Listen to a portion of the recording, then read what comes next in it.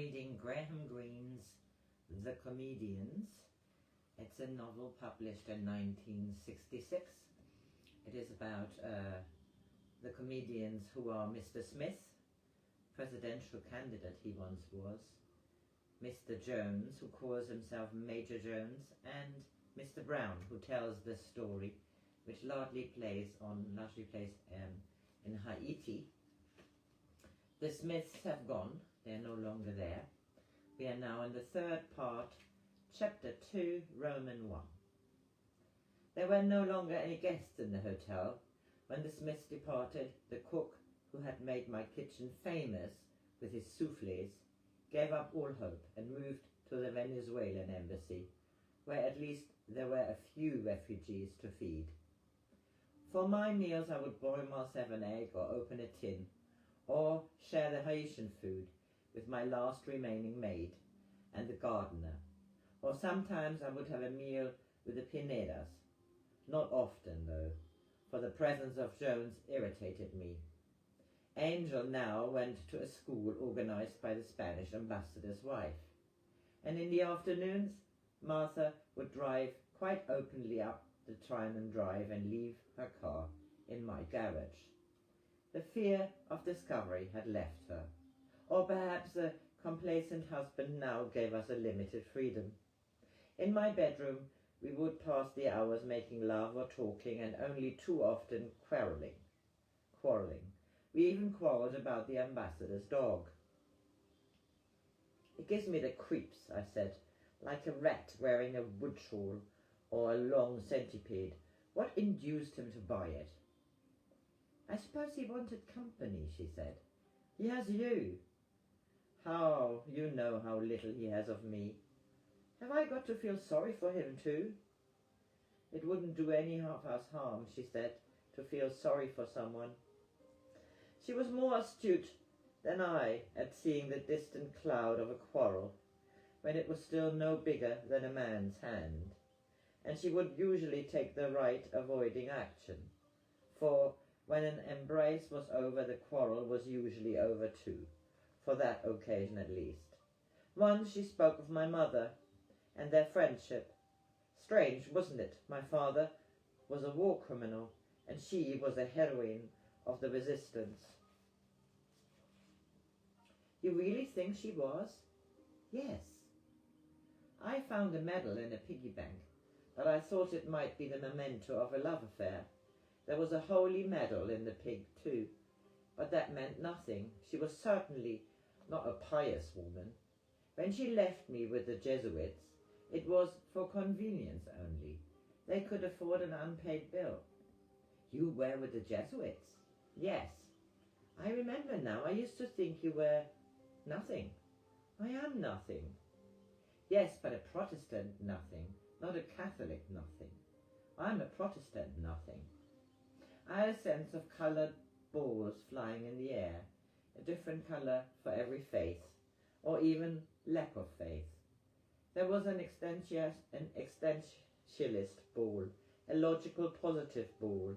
I even thought you might be a communist nothing.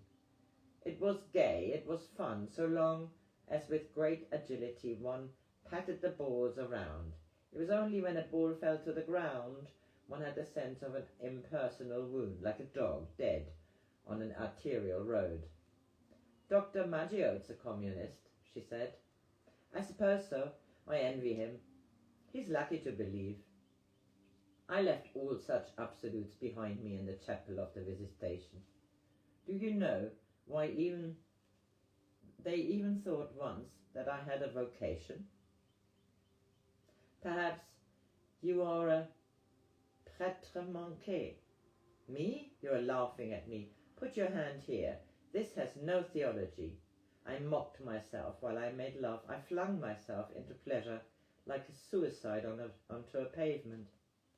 What made us, after that short, furious encounter, talk of Jones again? I'm confusing together in memory many afternoons, many love-makings, many discussions, many quarrels, all of them a curtain-raiser for the final quarrel of all. For example, there was the afternoon when she left early and to my inquiry why she was going, Angel would not be back from school for a long time yet. She replied, I promised Jones that he could teach me gin rummy. It was only 10 days after I had deposited Jones under her roof, and when she told me that, I felt the premonition of jealousy, like the first shiver which announces a fever. It must be an exciting game. You prefer it to making love? Darling, we've made love all we can. I don't want to disappoint him. He's a good guest. Angel likes him. He plays a lot with Angel. And an afternoon much later the quarrel began in another way. She asked me suddenly, it was the first sentence she spoke after our bodies separated, what the word midge meant. A kind of small mosquito. Why? Jones always calls the dog Mitch, and he answers to the name. His real name is Don Juan, but he's never learned that. I suppose you're going to tell me the dog likes Jones too. Oh, but he does. Better than he likes Louis. Louis always feeds him. He won't even allow Angel to do that, and yet Jones has only to call Midge. What does Jones call you? How do you mean? You go to him when he calls. You leave early to play gin rummy. That was 3 weeks ago. I've never done it again. We spend half our time now talking about that damned crook. You brought the damned crook to our house. I didn't know he was going to become such a friend of the family. Darling, he makes us laugh, that's all. She couldn't have chosen an explanation which worried me more. There isn't much to laugh about here. Here? You're twisting every word. I don't mean here in bed. I meant here in Port-au-Prince. 2 different languages causes misunderstanding. I should have taken lessons in German. Does Jones speak German? Not even Louis does. Darling, when you want me, I'm a woman. But when I hurt you, I'm always a German. What a pity Monaco never had a period of power.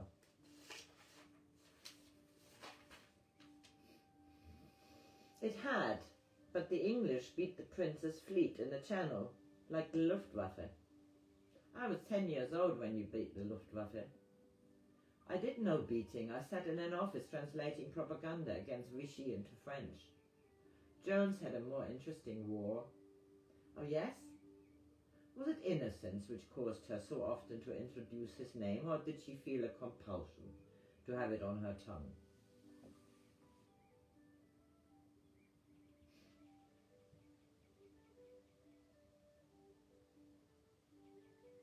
Sorry.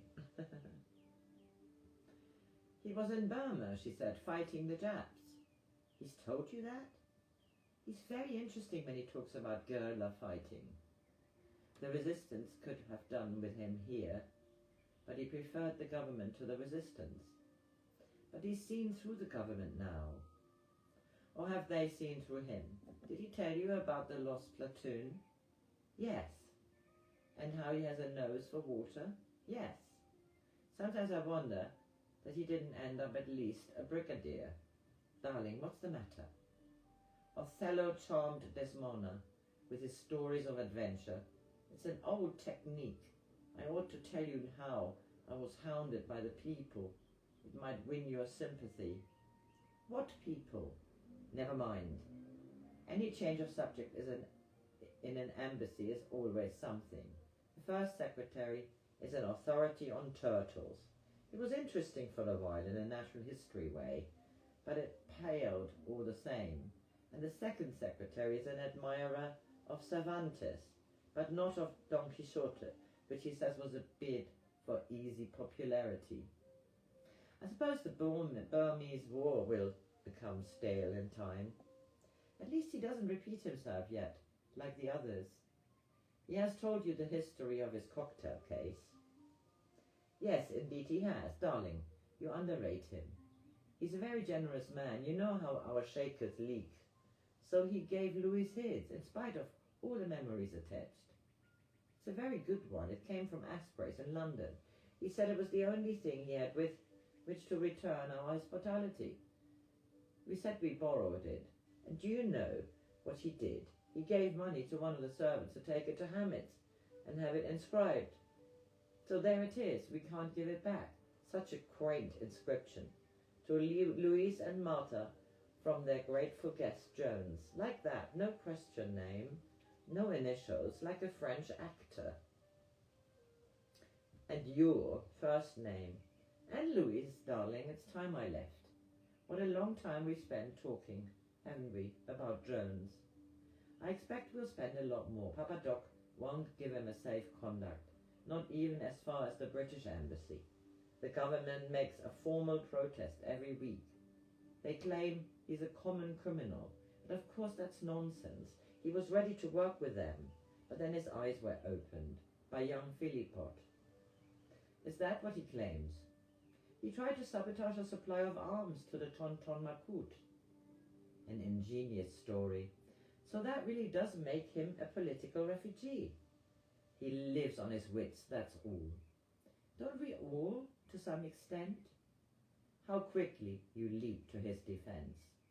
Suddenly I had a grotesque vision of the two of them in bed, Martha naked as she was now, and Jones still in his female finery, his face yellow with pre-shaved powder, lifting his great black velvet skirt above his thighs. Darling, what is it now? It's so stupid to think that I brought the little crook to live with you, and now there he stays, for life perhaps, or until someone can get near enough to Papa Doc with a silver bullet. How long has Mind Sentry stayed in the American embassy in Budapest? 12 years? Jones sees you all day long. Not in your way. Oh, Jones has to have his periodic woman. I know that. I've seen him in action, and as for me, I can only see you for dinner or cocktail parties of the second order. You're not at dinner now. He's climbed the wall, he's in the garden itself. You should have been a novelist, she said. Then we would all have been your characters. We couldn't say to you, we are not like that at all. We couldn't answer back. Darling, don't you see, you are inventing us. I'm glad at least I invented this bed. We can't even talk to you, can we? You won't listen if what we say is out of character, the character you've given us. What character? You're a woman I love, that's all. Oh yes, I'm classified, a woman you love. She got out of bed and began very rapidly to dress. She swore, mad, when a suspender failed to snap. She got her dress twisted over her head and had to start again. She was like something escaping from a fire. She couldn't find the second stocking. I said, I'm going to get your guest away soon, somehow. I don't mind if you do or not, as long as he's safe. Angel will miss him, though. Yes, and Mitch. Yes. And Louis. He amuses Louis. And you? She thrust her feet into her shoes and didn't answer. We'll have peace together when he's gone. You won't be torn in two between us then. She looked at me a moment as though I had said something that shocked her. Then she came up to the bed and took my hand as though I were a child who didn't understand the meaning of his words, but who must be warned all the same not to repeat them. She said, my darling, be careful. Don't you understand? To you, nothing exists except in your own thoughts. Not me, not Jones. We are what you choose to make us. You're a Berkeleyan, my God. What a Berkeleyan. You've turned poor John Jones into a seducer and me into a wanton mistress. You can't even believe in your mother's medal, can you? You've written her a different part. My dear, try to believe we exist when you aren't there. We're independent of you. None of us is like you fancy we are. Perhaps it wouldn't matter much if your thoughts were not so dark, always so dark. I tried to kiss her mood away, but she turned quickly and standing at the door said to the empty passage, it's a dark brown world you live in. I'm sorry for you, as I'm sorry for my father. I lay in bed a long while and wondered what I had possibly have in common with a war criminal responsible for so many unidentified deaths. So that was this Roman 1. And Roman 2 is to follow.